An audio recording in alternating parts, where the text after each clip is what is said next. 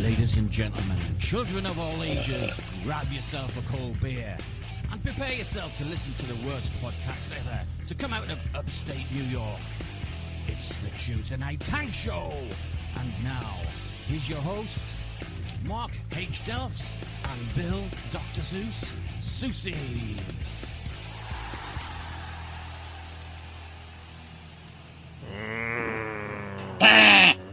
Oh, I gotta turn you down. I forgot I turned you. I forgot you were very loud. Wow, what an exciting time to be a fan of the show. There's so much exciting. So much new stuff going on for all the podcast listeners. Crazy, wild wackiness. Those poor people last week are probably wondering, what the hell happened to the show? Where was the show last week, Dr. Seuss? The show happened to just die. It just died. Actually, it was taken over by a thing called phony phone calls. Yes, that's true. And that's basically where it went. Do you want to explain about that? I'll explain it. Let me just get the intro out of the way. Welcome once again to the Tuesday Night Tank Show for Tuesday, April 7th, broadcasting live right here on Ustream.tv, our home on the internet, every week at 10 p.m. Eastern Time, or actually 10:50 tonight. As always, the lovely Dr. Seuss is joining us via Skype. Hi! And myself, the TNT Shark, and this is show number 19, and past episodes can be found where? At the iTunes Music fruit stand. Podcast store. Come on now, don't confuse these people. So there you go. They can find all the old shows there. What Dr. Seuss was talking about is last week, we've done 19, 20 of these shows now. Actually, a lot more than that. This version of the show, we've done 20 episodes. We did 70 episodes of our old version of the show. But last week, Dr. Seuss's internet connection once again went down. Right during the middle of the show. Or no, it was right before the show, wasn't it? Yeah, the strange thing, we were having some power outages that day. It was very windy. Did you know we had 40-mile-an-hour wind Yeah, it was pretty gusts windy. up here? Yeah, it was really bad up here. I didn't lose power for once. I mean, thankfully. I didn't lose the internet connection, whatever. I think actually what happened, I heard that a car was driving down the road, and the wind was so bad that it veered off the road and hit a pole. Well, whatever it was, like right before the show started, Dr. Seuss came on, and we lost him. He just disappeared, and he had no internet connection. So he got back on with his phone, and he's like, "I have no internet connection. There's no way I can do the show." Blah blah blah blah. Time went on, and eventually, I don't remember how it went. You actually, well, I said, we'll call Time Warner up and see if we can find out what's going on. And then we decided that we were going to call them up and prank them. Jesus Christ, what the hell? Yeah, so we're going to do a little prank call to the cable company to figure out why we didn't have cable access. And it turned out to be really funny. It was a so good I said, funny phone call. I pretended I was like watching a porn site, and then the thing went out. And So long story short, it just all night long, that's all we did was prank, or that's all he did was prank phone calls. I didn't do any. He does all the phony phone calls. And they went on for hours. We did phony phone calls from beginning to end. I didn't record them. I kind of made a mistake. So there was no show last week. If you want to hear those old phone calls, go to Ustream.tv, look us up, Tuesday Night Tanked, and if you watch the last 3 videos, all the phony phone calls, you can watch and hear them. They're all there. So, and I guess tonight, everybody wants the phony phone calls now. They don't want the show anymore. They don't want the crappy old show. Do you want to explain what we just did? The one we just did tonight, live on the air, was you called the Xbox support people.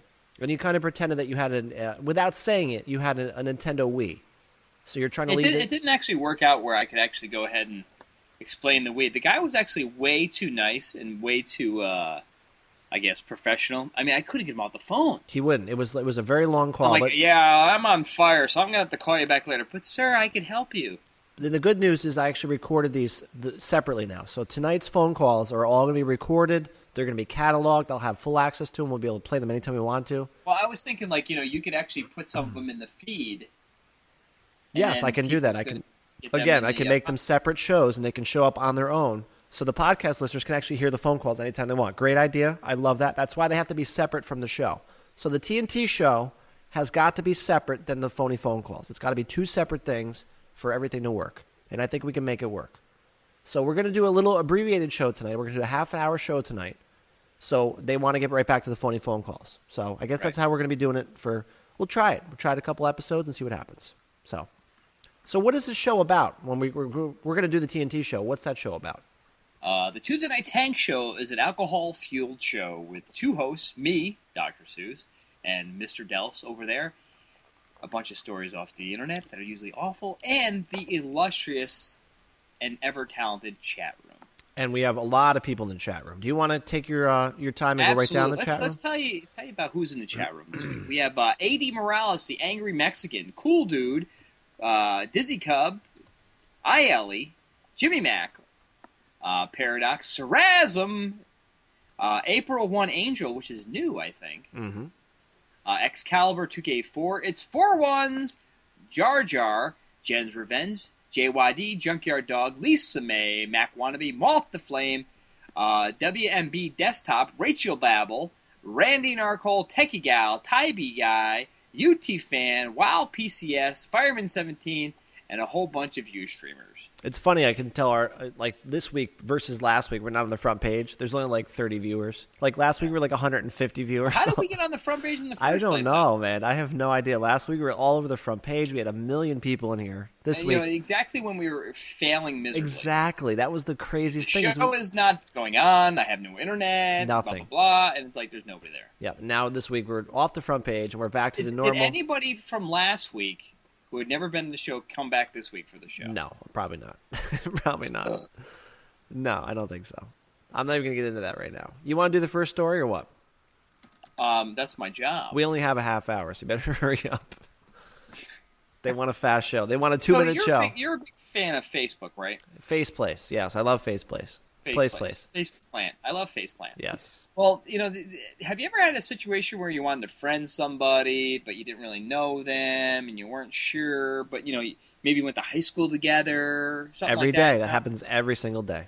Right. Pretty much. Well, there's a guy in Georgia that actually decided to friend a friend on Facebook in person.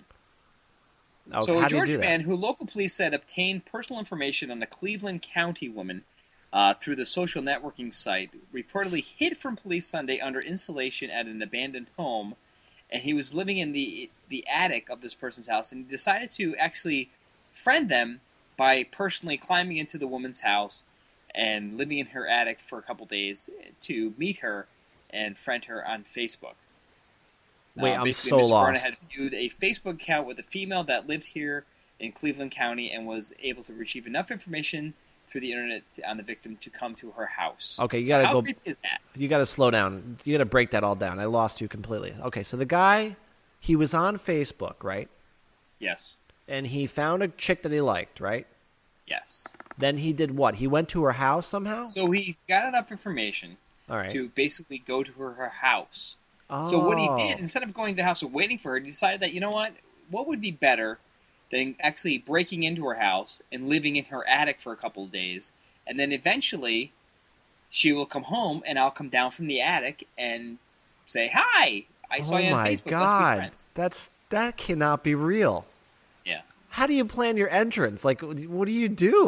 Hi, I was in the attic. I just stopped and what do you say? Hi, I'm from the attic. How you doing? What do you say? Guess what? I'm killing you now. Just leaving a phone message. I mean, have a great weekend. Bye. How do you do that? I don't understand that. That's ballsy, man. So what happened? What's the end of the story? Did the guy get caught? I mean, hopefully. Yeah, he got caught. Did he come down from the attic? Yeah, they found him in the attic underneath insulation. Okay, how'd they find him? If he never came out of the all attic, itchy. He's like, "Oh God, it's so itchy with this insulation." No. If he didn't come down from the attic, how did they find him? How did they? What do you mean? He was stuck in the attic. So how did the cops find him? They went into the attic and found him. But how did they know he was up there? Oh, I don't know. I didn't read that much. Oh, he probably posted that on his Facebook profile. He's like, "I'm hiding in the attic. I'm waiting for this girl to come home." Yeah, I'm going to kill this chick and eat her brains. That's great, man. That's a great story. That's a great opening story. Now the best part, the countdown is trying to how long the show is going to go. 20 minutes left. They're just so angry because they want 40 phone calls. So we're like, I know. 20 minutes, 28 minutes. 3-minute show. 3-minute show. And that sucks because I got so many stories. Last week I had 5. This week I have 20,000 stories. I mean, I've got everything this week. I mean, I'll go. Let's go. We'll go quick. Oh God, I didn't know where to start. Now I'm on the spot. Let's see. This is a good one. Australian women are getting larger, and I mean in the breasts. The bra market. It's an old story because it's not Australian. It's actually Australian and and New Zealand. And back to you, Dr. Seuss. Thank you. So let me ask you this question. You had kids, right? No, I don't. Go ahead. At one Back to point you. in time, you had kids. Back to me. Remember when your kids were in diapers? Yeah. No, I was drunk. Right. So think about this. Now you're distressed, and you remember the movie Raising Arizona? Yes, love that movie. I have the music here somewhere. Can you play the music real quick? What is it called? It's not. Yeah. Ode to Joy. Ode to Joy. That's what it is. Ode to Joy. So like one of the funny parts of Raising Arizona is that they robbed a store for diapers. Got it. Right. Yep. This is what put Nicolas Cage on the scene. So he robs this a convenience store. Well, this actually happened in real life. A park forest dad stole a dumb idea from the script from the Nicolas Cage movie Raising Arizona, and $108 in cash, and a terrifying gunpoint home invasion. Jeremy Humphrey used a semi-automatic handgun to rob a couple at their home on the first block of Oak Lane on March 15 because his baby needed diapers. Yeah, economy. Apparently, the move, which apes a comedy convenience store diaper heist in the hit movie, landed the 21-year-old Humphrey in jail. Techie Gal has never heard of this movie. How can you not hear this movie? It's the best movie, man. It's really funny. It's a really good movie. It's really a well-done movie. The funny thing is, like, every time I see Nicolas Cage in any movie, I think of that movie. Yep, he's good in this movie. You know what? He cannot save the world. He stole diapers. Techie Gal, go down to the Red Box movie thing and get yourself Raising Arizona. It's a great movie. I promise you'll love the movie. It had Holly Hunter in it, too. It's a great movie. It was a very well-done movie. But, this guy must have watched the movie and said, I'm going to sit. But, I can tell you one thing. Being a parent, and there's been times where, like we're out of diapers, or we're out of baby food, or we're out of baby underwear, or whatever the hell. And if you didn't have enough money, you would probably just fucking go crazy and rob someplace. I would do it with your kids. Yeah, absolutely. Yeah, I mean, if we had no diapers and I had no money, I'd be like, "Fuck you! My kid needs diapers." Yep, and comes first. Absolutely. I would do it.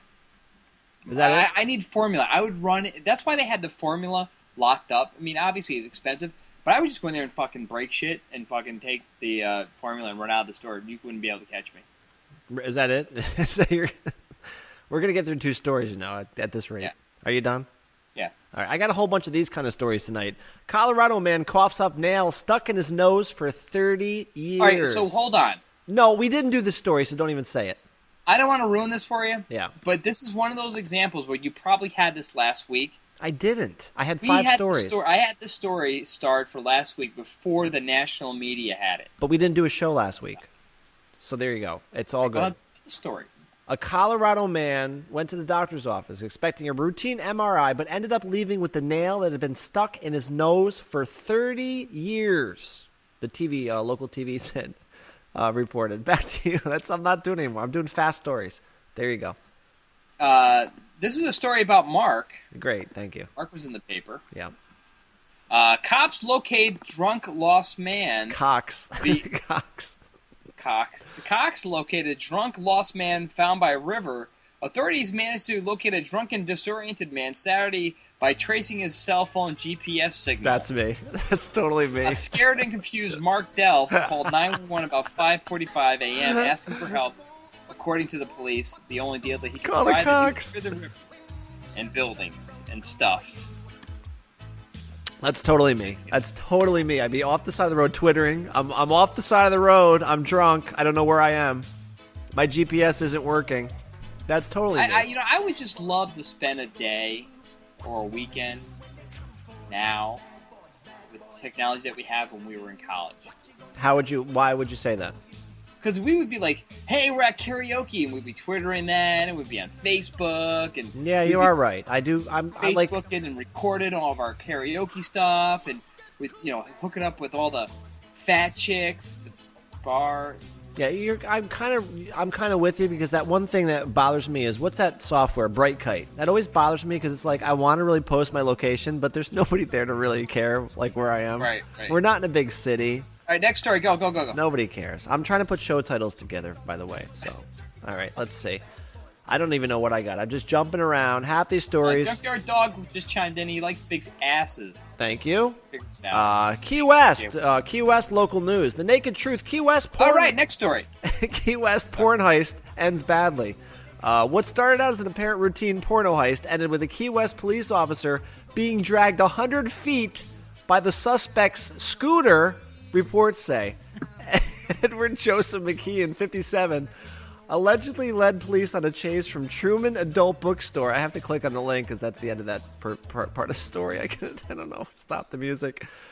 I don't even know what this story is about. Apparently, he was chasing after this guy from the bookstore, and he got stuck in the guy's scooter, and he dragged the cock down the road. Sir, please stop. Listen to this.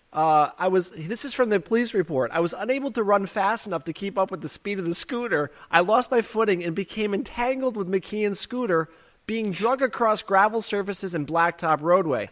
After hanging on for 100 feet, Young let go. He estimated the scooter's speed to be 10 and 15 miles an hour. He could not chase the scooter at 10 miles fucking hour. I mean, really, that's not that fast. That's like a 10 miles an hour. That's like a. What's that per mile? Minute mile. I mean, really, the guy could not keep up with a scooter going 10 miles an hour. I mean, these cocks in Key West, what are they, like, huge? Stupid cocks.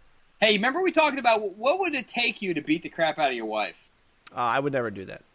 No, if she accosted me in some way, I mean, I would defend myself. Remember there was a guy who beat the crap out of his wife because the wife didn't take out the garbage or something like that? Yeah, I wouldn't do that. That's stupid. That's wrong. This happened in Pennsylvania. A man who didn't like the sandwich his wife made for him attacks his fiance.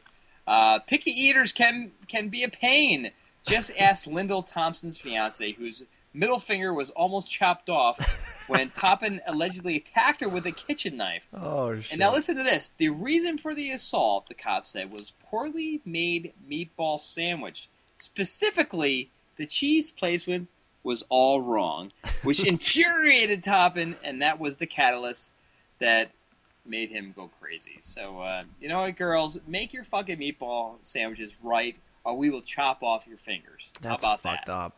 Man, that's just like, it's the fiance. They're not even married yet, right? I know. But there's been so many times, there's been so many of these stories of the girl didn't fold the laundry just right, and the guy wants to eat her brains. It's that's just crazy, man. It's like my wife would be coming at me with a cleaver or something before I would even remotely consider raising a hand of any sort. I mean, come on. And I'd still get arrested. I think you know what? My wife is so much bigger than me that I would just. Oh, she'd kill you. She's like a fucking. She's like, I'm so angry with you. I'm gonna punch you in the face. I'm like, she's like Big John Studd, for Christ's sakes. You're right. losing that. You're losing that. I got one. This is a local story. All the fetal positions, you can just kick me. This is a local story right from Queemans. You know how Queemans is spelled? Coeyy. Queefins. Queemans. That's a real place. Coeymans. Queemans. I just Queemans all over myself. Queemans. 5 people riding in a. I think at least the Nate Queemans. 5 people riding in an SUV escaped with minor cuts and scratches after a deer hurtled through their windshield and landed in the back fucking seat of the SUV. All right? And they didn't even know the deer was back there. That's even the crazy part of the story. So they're driving down Route 32. They hit the deer, going 40, 50 miles an hour. They had a whole family of people in the car, too. There was 2 kids in the back. There was them in the front. The deer went through the front window, went through the car. They thought it went out the back window. Went through the car's car and the window's window. They went back. The chick got out of the car. She stopped the car and looking at the kids. She went back to get some paper towels and a blanket in the back of the cargo area. The fucking dead deer is in the back of the car, just laying there in the very far back of the car. Completely, nobody got hurt. There were scratches and bruises. The deer went through the car and ended up in the back cargo area of the SUV, which scares the shit out of me, man. That's scary. I was at a party, and this kid was graduating from college. They got a phone call from his then fiance, and she was driving down 4 and 20 out in Rensselaer or something like that, and a deer jumped through the window of the driver's side and went all the way through to the other side and went out the passenger side door and ran away. And this girl, she got into an accident, she got hurt and everything, but the deer just jumped through the car. Yeah, they're still alive. This one unfortunately didn't live. And it ran away. Did you see what I put in the chat room? I'm convinced that deers are made out of titanium. Look in the chat room. They actually spell out Queemans because, for God forbid, somebody doesn't know how to pronounce Queemans. They have to put it in the fucking article. Stupid idiots. So yeah, the deer's dead. I think. I don't think the deer survived that one. So there you go. Somebody booted JYD from the room. Come on. I don't know why. Come on, stop the nonsense, please. Stop the nonsense. What's your next story? We only have 30 seconds left. You know what would happen to you if you got in a tiff with your landlord back in the day? Let me see. That was my landlord. That was my godfather's son. So I guess that would be my god cousin. Is that such a thing? God cousin? I don't know. He would have probably killed me. He's like 10 times taller than me. I don't know. Apparently, faced with eviction, a man allegedly pulled down his pants and dared his landlord to take a picture of this. You expletive deleted. So the landlord did. Harold Dean Jones said Tuesday the man landed residency in a rental trailer in Carriage Court by recommendation from a preacher, but the man apparently wasn't a model tenant. Jones said he didn't pay off the rent, and this left his home a mess, so he made the decision to evict. He threatened to take the appliances with him, Jones said. When it came to the move, Jones called the man's bluff and drove to where he could see if anything was taken from the home. He brought a camera just in case he could get evidence of anything being taken. I have no aggravated, and the teenage grandchildren nearby claimed the man jerked down his pants, grabbed himself, and yelled. And you know the rest of the story. Well, okay. So he grabbed his... All right, let me try to figure this out here. He pulled his pants down, grabbed his penis, and said, take a picture of this and put it on Facebook? Right. I mean, what would that call? What would that do for anybody? No, so the guy's like, the kid's like, you know what, I'm going to steal everything if you're going to evict me. So the guy's like, you know what, I'm going to bring my camera down to just document this kid stealing stuff. The kid sees the guy's got a camera, and he's like, yeah, you want to take a picture? Take a picture of this. Take a picture I got you. Now I understand. So the guy's like, all right, I'll take a picture of that. And he took a picture of it and say, well, see how much of a jerk this guy is. I got it now. So then he had to use a telephoto lens. So it went up on Faceplace or what? Yeah, it's on Facebook. All right. They're all counting down the minutes in the chat room, these fucking jerks. They are. They're like, whatever, story, go ahead. No, we're doing the show. Do your story. We're doing it. We're doing it live. They're all playing cards in the chat room, and we're just talking to ourselves. We're doing it live. I can't read it. There's no words on it. Come on, do it. 4 ones is just spam in the chat room. Somebody kick 4 ones. What's your next story? We'll do it live. Fuck it. Come on now. Defensively elderly woman held hostage by a maniacal scooter. Another scooter story. Good job. So a lady had this scooter, and then she was her husband was recovering from triple bypass surgery, and apparently the scooter started to take off on her, and her husband, who was recovering from surgery, couldn't save her, and the owner dozed off on the scooter, leaving her incapacitated and vulnerable. And basically decided to take off while the woman was sleeping. So you must have fell asleep, hit the button to go, and it just went. And nobody could save her. She went all the way down, almost into the river. I feel bad because I have no scooter music. I'm looking for music. Like, what could I possibly play for that? What would you play for that? How about the morticians accused of removing the legs to fit body in the coffin? Oh, no. That's not right. Come on. That's not right. Oh, come on, Jess. State officials have exhumed the body of Allendale minister who was buried in 2004 amid allegations his legs had been cut off to fit the 6'7" man into a coffin too small for the body. Oh, come on. I don't even know if you have to say anymore. What did Nelsie do? How horrible is that? You know what? This coffin seems kind of small for Jim. They're not going to find that out when the funeral happens. Yes, if they exhume him, they're going to find out that his legs are fucking chopped off. They're going to, of course, they are. So what happened? Are they going to jail? Anybody cut holes in the bottom? Lisa May says, like one of the magic acts, put the legs through the bottom holes. Oh shit, that's funny. Just let him hang out the side. Just like use it, because you could like have the one guy in the back. Why not just get a bigger casket? What's wrong with getting a bigger casket to fit the guy, the poor guy? Like one of them NASCAR. You can just use them as a way to hold them up. What about one of them NASCAR caskets? We did a story about that. Remember the NASCAR casket? Yes. All right, I got a story for you. This is kind of bad. I mean, I feel bad for this guy. The guy from fucking Return of the Jedi, Darth Vader, he hasn't made a dime off that fucking movie. Can you believe that? Did you read this? Did you hear about this? No.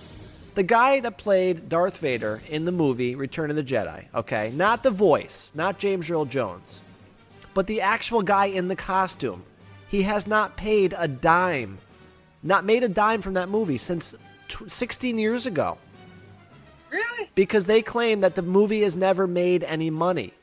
With all the expenses, to this day, they have made not a dime of profit on that movie. So this guy today has not made a dime being fucking Darth Vader in that movie.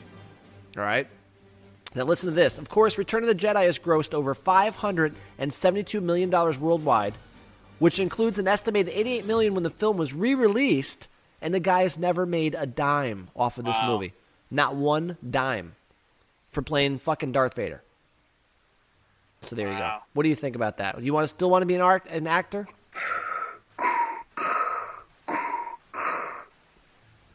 That's all I got. Well, if you're going to do that, you got to say something in the Darth Vader voice. Like, pay me. Pay me, Luke. Do you take IOUs? I don't know. That's kind of shitty, man. I don't want to be in that business. I mean, I don't want to be in that business. I don't want to be fucking dude, Darth Vader. I mean, why would you want to be in that business, man? And then, they're not going to comment. Like, George Lucas wants nothing to do with this story. He's not commenting. He doesn't say anything about it. Use the ATM, Luke. Is that a show title? Show title? Lisa May. That's a show title right there. There you go. Lisa May's got a show title in. He can't use the ATM. He's got no fucking money in it, man. They won't pay him. I thought that was pretty shitty for Star Wars. I thought that guy was a good guy, man. He didn't do anything. Just fucking walked around. Did they pay the guy who was Chewbacca? No, nobody. I guess nobody got paid because they didn't make any money on the movie. Where'd all the money go? I mean, it's grossed over $572 million. Where'd that fucking money go? I don't know. It's got to go somewhere. It goes to George Lucas's ass. Hey, money! Where's my money? I'm poor. Ah! Give me my money.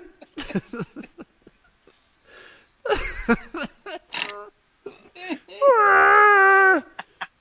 I got a mortgage to pay. Ah! Car payment. Ah! All right. I don't know. It's one of those things. College tuition. Chewbacca is like my kryptonite. That's what. Oh, hookers.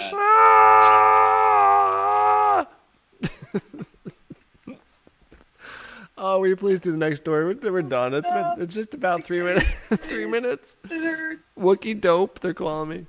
Oh God. Oh God, it's the funniest sound.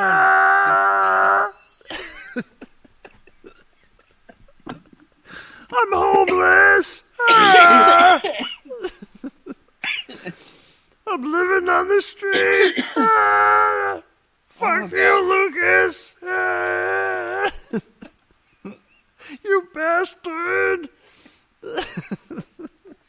Oh God. They're saying it's the Cookie Monster sound. It does sound like the Cookie Monster. Oh, shit. Oh, that's the funniest damn thing. What else am I doing now? I don't know. Stories. Quickly. You only got 3 minutes. 2 minutes. I hurt feels. 2 minutes. Did you hear about the woman who was, she called 911? Yeah, she called the Cox. She called the Cox because she was locked inside of her car. I don't believe this story. This is a fake. That's like a fake April Fool's Day thing. Come on, it's not real. 911 dispatcher had to tell a woman how to unlock her car Sunday. A young woman in Kissimmee police. It's not real. Blah, blah, blah, blah. My car would not start. I'm locked inside my car.